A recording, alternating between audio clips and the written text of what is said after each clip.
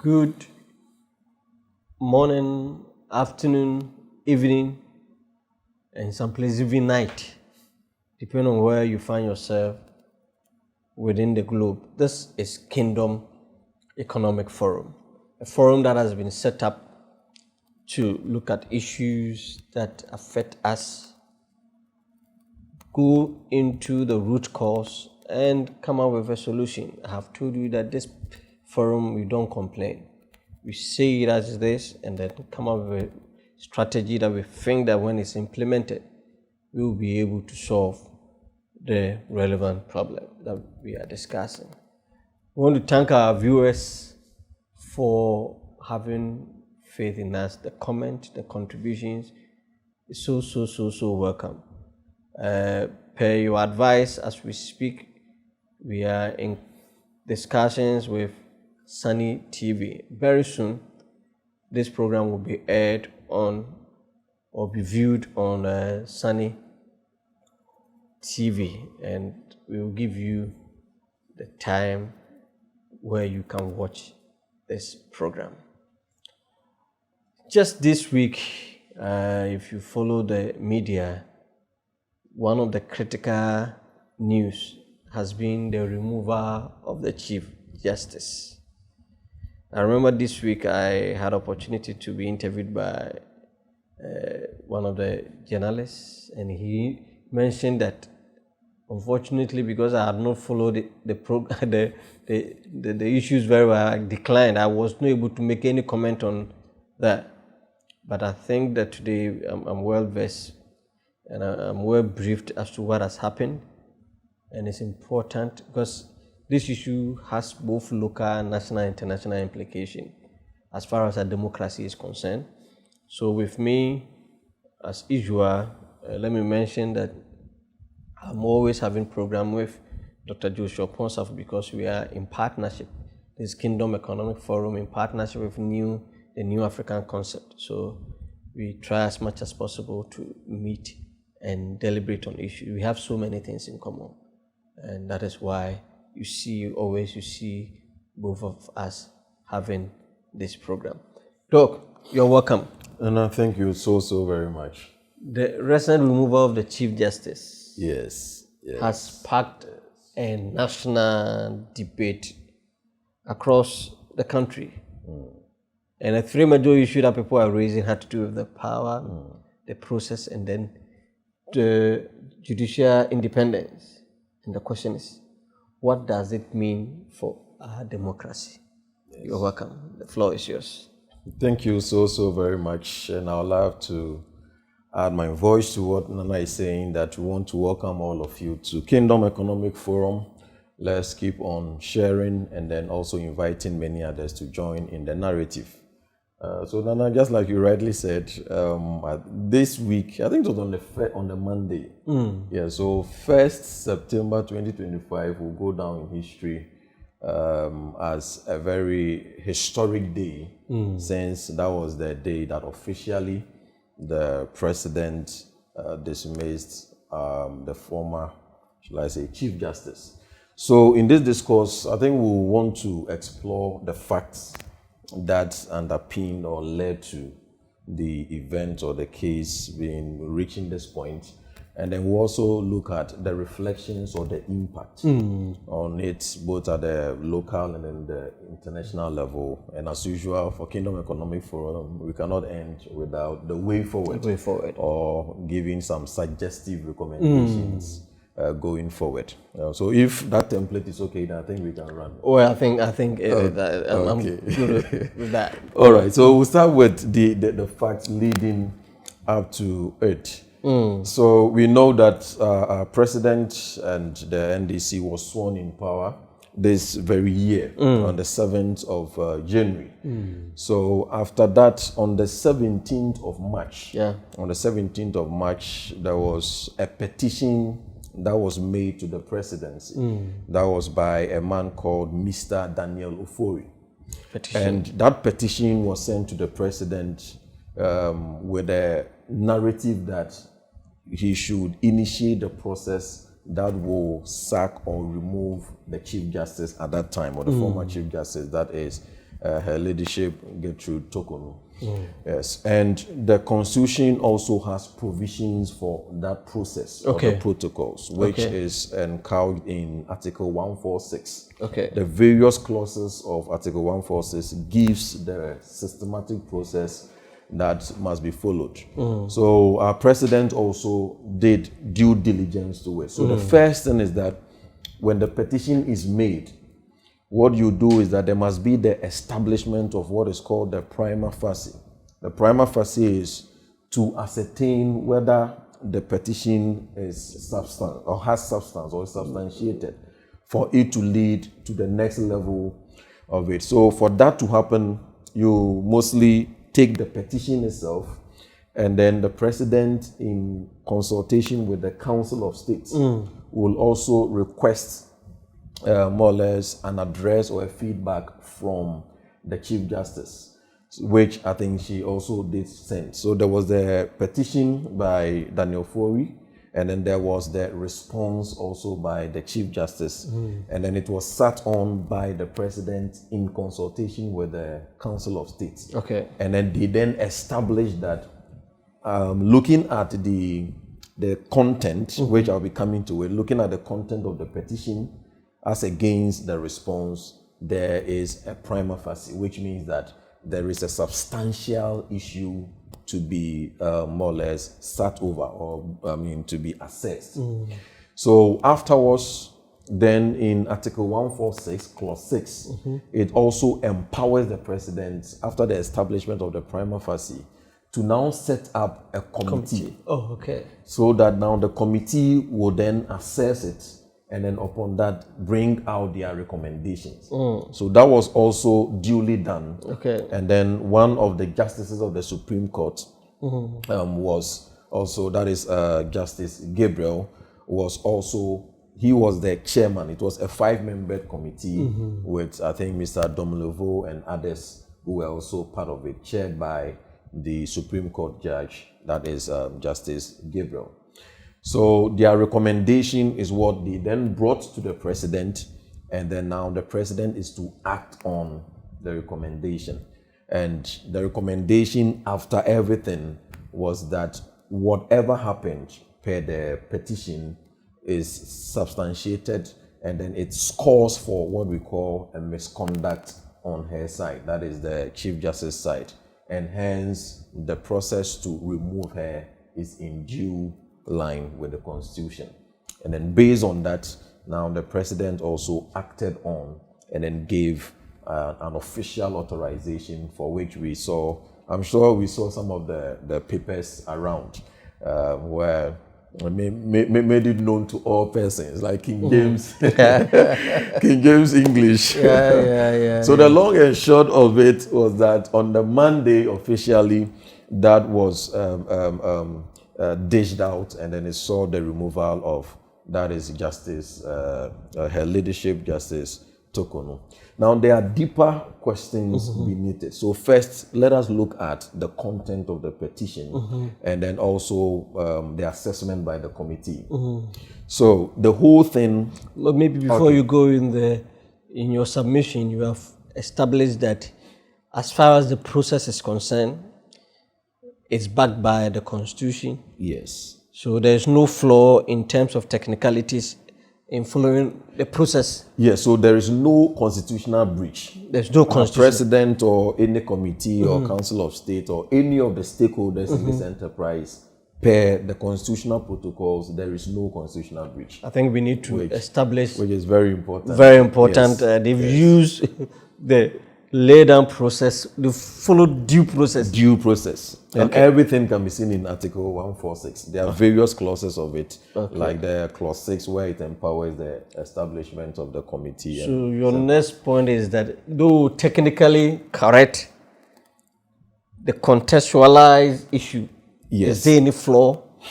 So that's level 2. Level 2.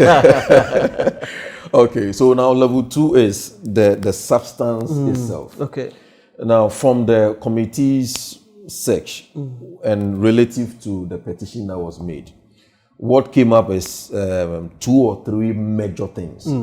One was that the issue had to do with misappropriation of state or public funds. That was one of the charges that was labeled against her. And specifically, it was said that on 2 occasions, she enjoined the judicial service to pay for the fare, that is the air flight, for the husband and then the daughter. And it was a private mission. So it was not, they were not doing official duty. So that engagement for which they also had to take per diem.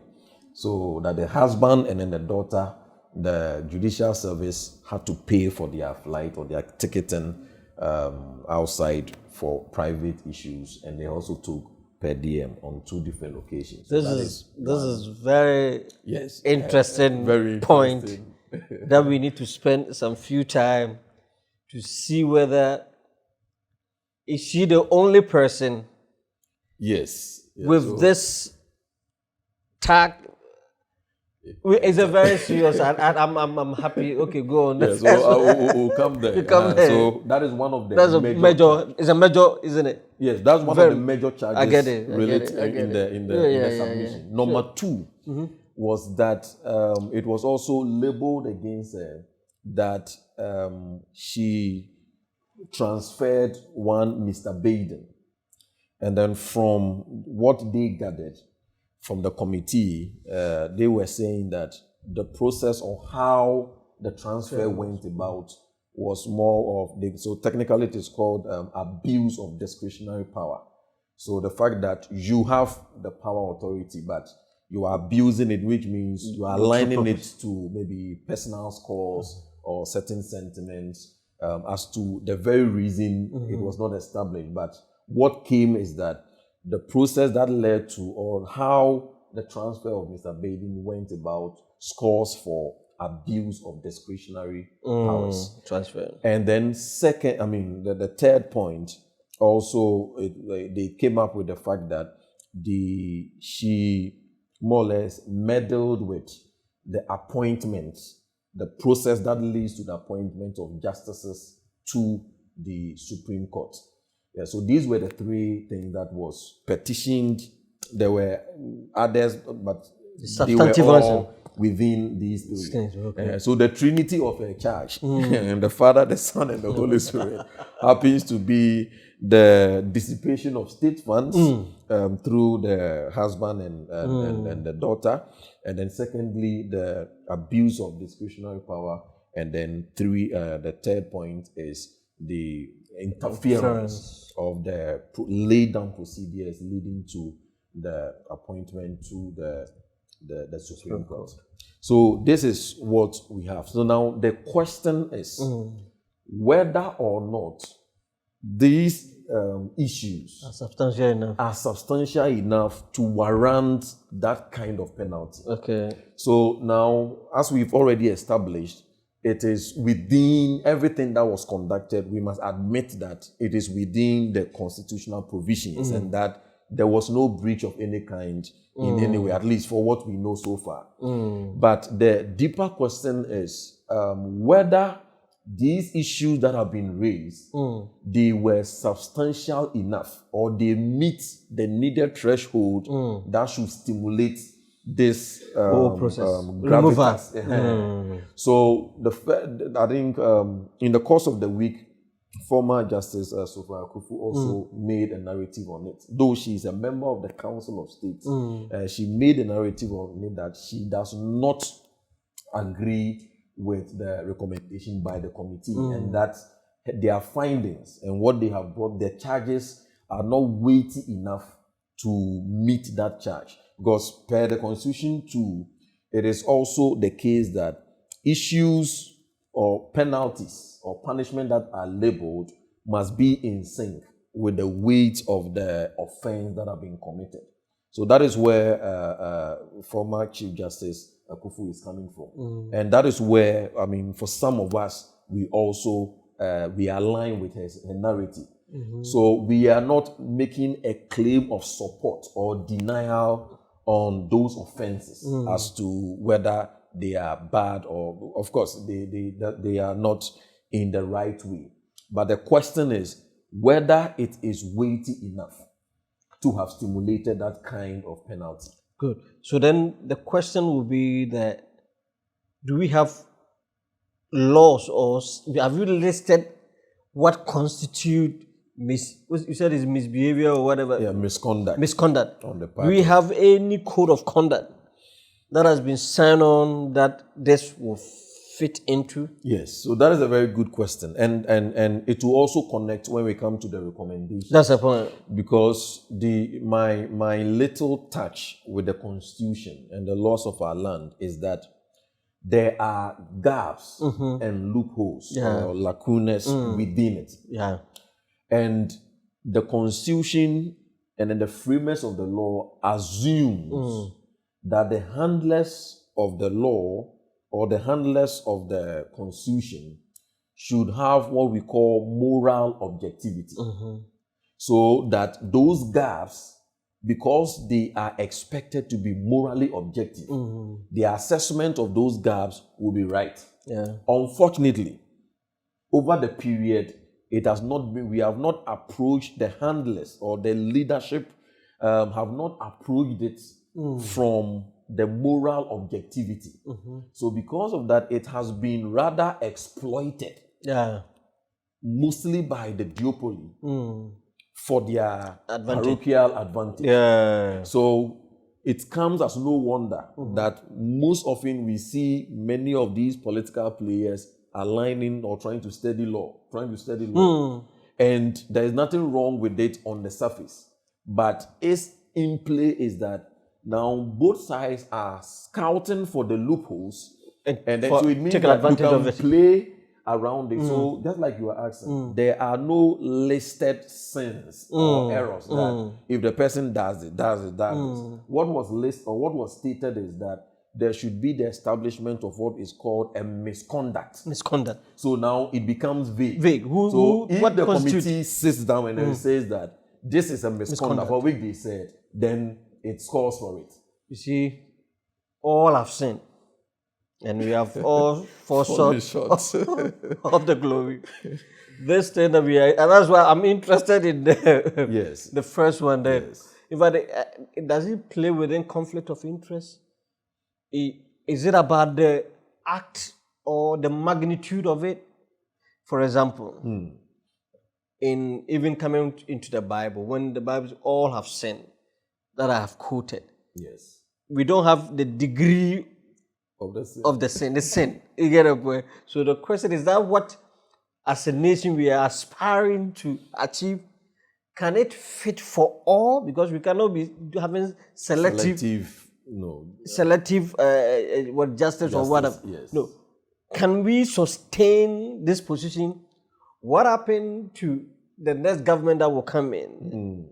So is it I've heard others, if you want to maybe speak for the woman, others are arguing that when the former, EC was also, is it the same magnitude of it? We need to, else the implication of this action, for or without, assuming when they came out and the president, these are not issues, I will not agree, what would have been the implication? Yes. And then now he has, aside of the committee, we are going to, so we need to. I think that's the second part. That is the impact. Impact. So now I believe we've been able to establish the facts of the case. That's the facts are clear. And then there is, So the second level is, just like you are asking, what is the impact? What's the impact? If it was to be just cleared, or just like he did, he aligned with the committee.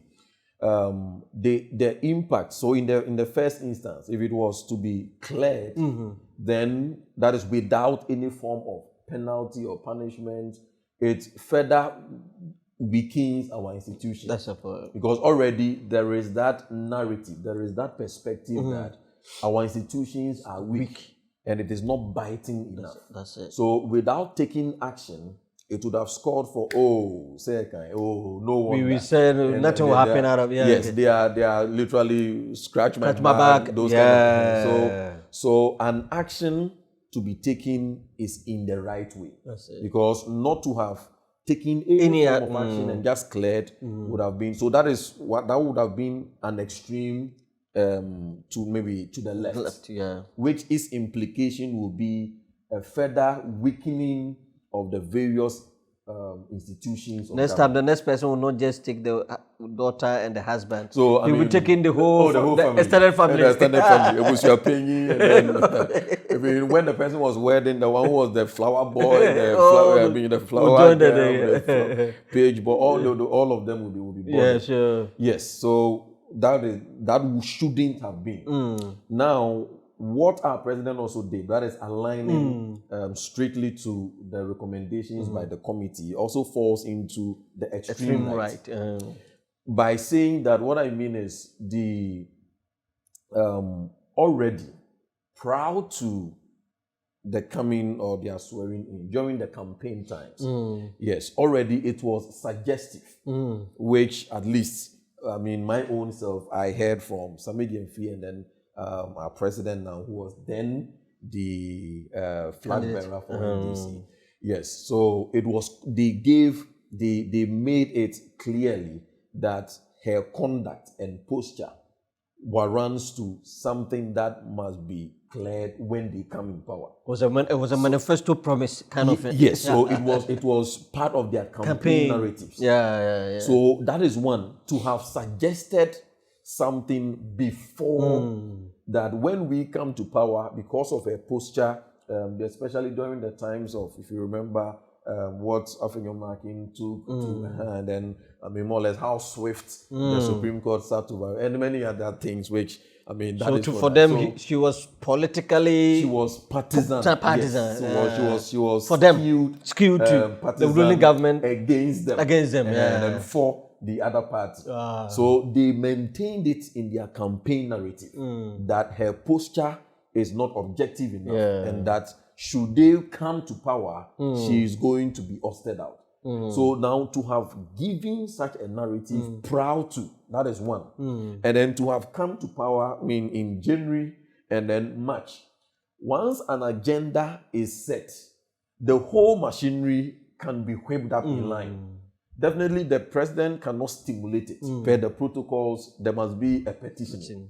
So it is not out of place when Daniel Ofori comes in. But to have suggested it... Who is Daniel Ofori? I mean, yes, Daniel Ofori, well, I'm yet to get a bit much because I was trying to get more, but there were clashes of... and what is his interest? Maybe that's another discussion. That's for another time, because there were clash of perspectives, and I really want to get primary sources. Don't worry, I just okay. So this is a hanging question we must. Brother Daniel, if you hear us, we want to know who are you? What is your interest? So you can show yourself. So it is something we must ask: who is he, and then how is he connected to the whole thing? That almost out of the blues, he shows up that we are petitioning. What information is he privy to?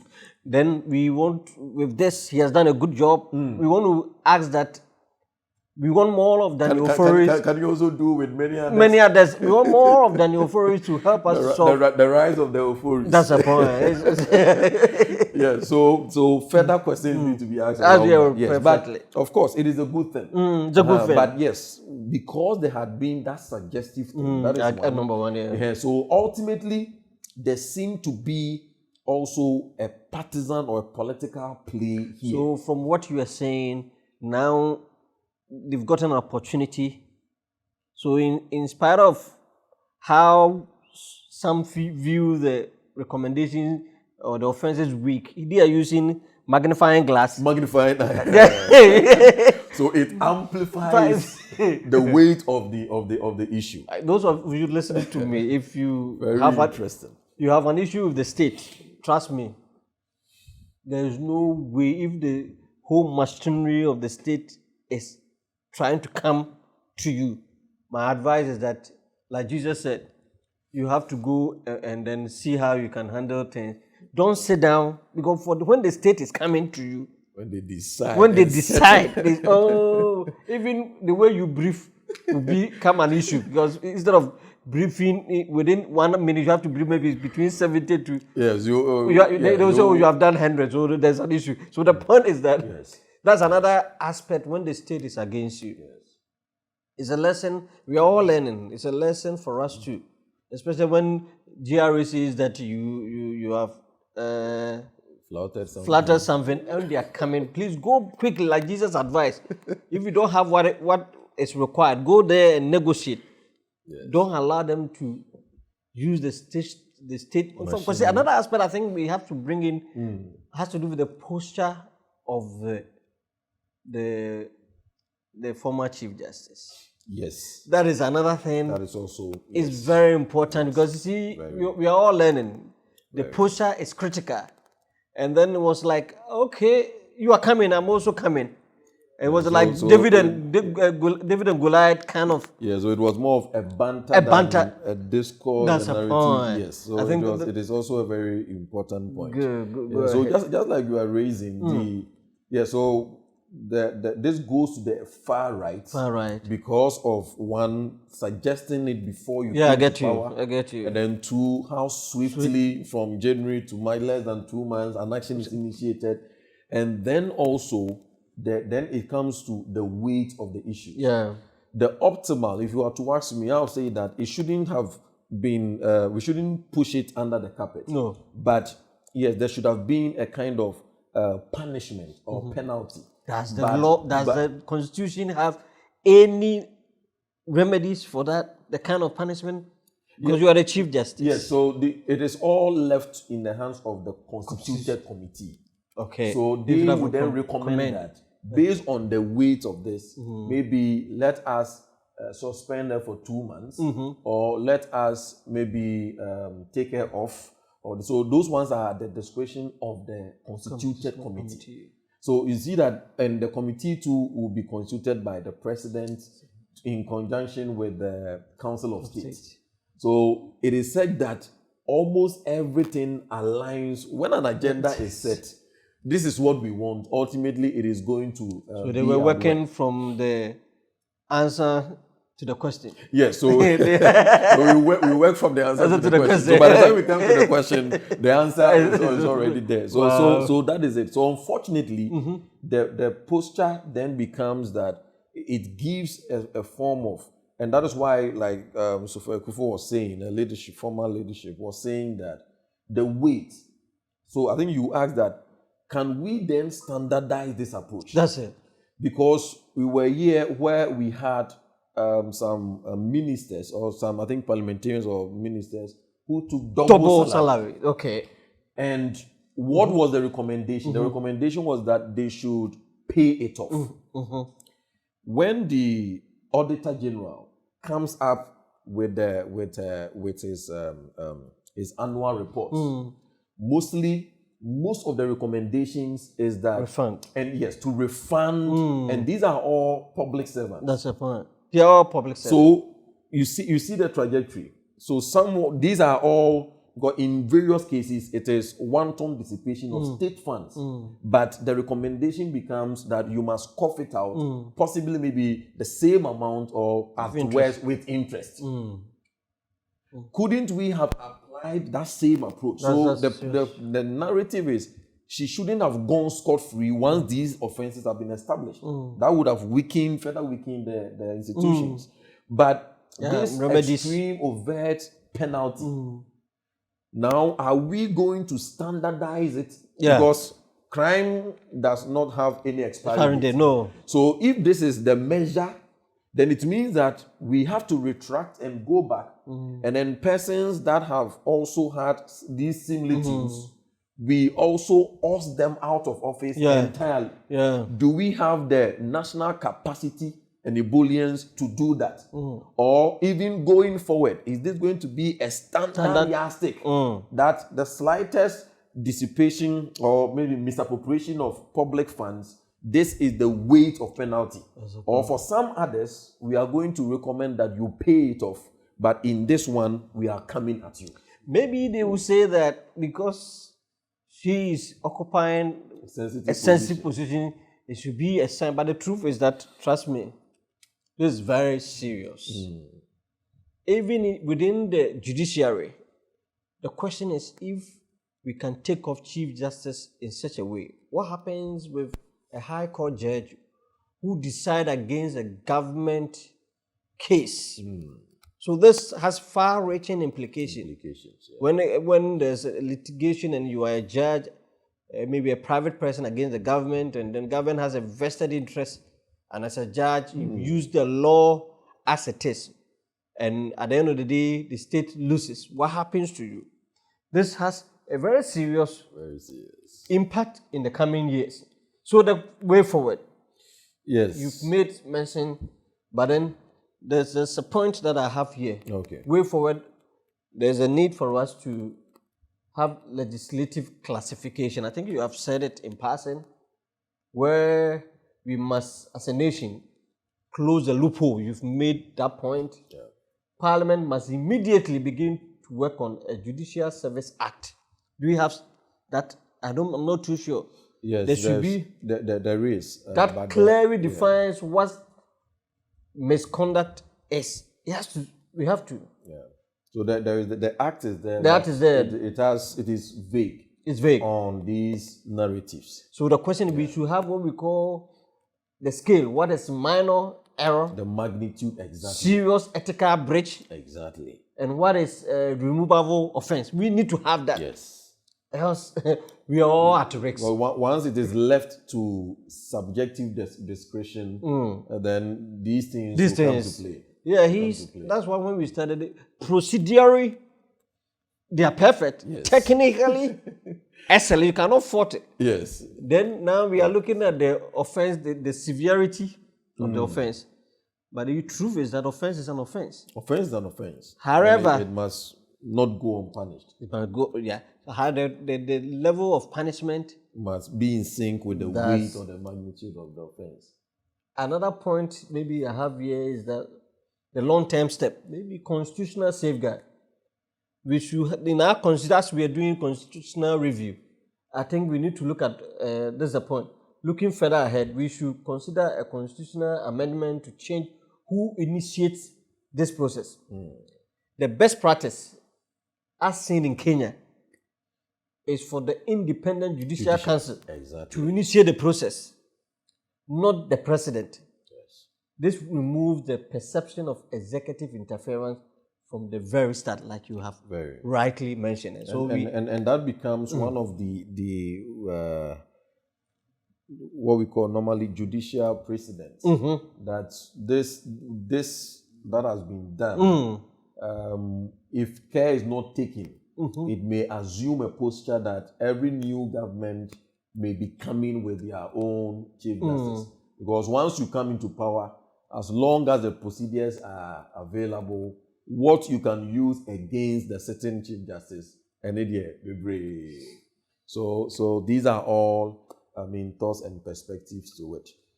We want to add that this discussion should not stop here. We want to ask for the civil society and the public, especially the Ghana Bar Association, the media. They should put pressure on the MPs to act in making sure that our institutions are solidified. Else, the president was right. He has followed the due process. Offense must not go unpunished. But the question is, are we using a sledgehammer to kill? Is it a mosquito? Mosquito. Is that the case we see here? But the truth is that it's also a lesson to all those who are occupying positions. As far as it depends on you, as much as you have the capacity, use your position to be a blessing. Be you on alert. Don't allow the civil, those who are working on the, oh, madam, sign here. Oh, madam, this is. You never know who is watching. We want to advise all of us. Even this one even goes to the other institutions, including the church. These are things we need to look at. That when we get opportunity to lead, we should make sure. I think the third that you had to do with I think the second one, transferring of somebody. Transfer. Yeah, as far as it depends on us, we should live at peace with everybody. And I believe that when we do that, we will be able to look into. So we came to you today to look at the removal of the Chief Justice. Once again, we want to thank you The floor is open for questions and contribution. What is your thought? We have come up with two major recommendations. The Judicial Act has to look at what constitutes a minor offense and then the degree of offense. We should be able to state that. And then we have said that the second one was the loopholes. The Constitution. Yes. The Constitution has to. We need to look at who initiates such a process. To start from the Judicial Council. Else, you're careful. Somebody, that's what we're asking for. Who is Ofori? Daniel Ofori. Yes. Meaning what the woman did to him.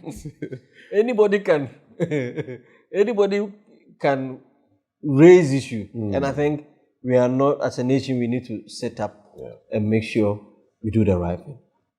I have told you that very soon we're going to have this program on Sunny TV. We will be sharing the links. Until we come your way, Doc, thank you very much. Next week, we will come and discuss about the by-election. Is it necessary? What must we do? Spend a lot of money to do by-election. Do we, as people from Kingdom Economic Forum, do we have any solution we want to suggest? Think about it. Till we come away next week. God bless you. Bye-bye.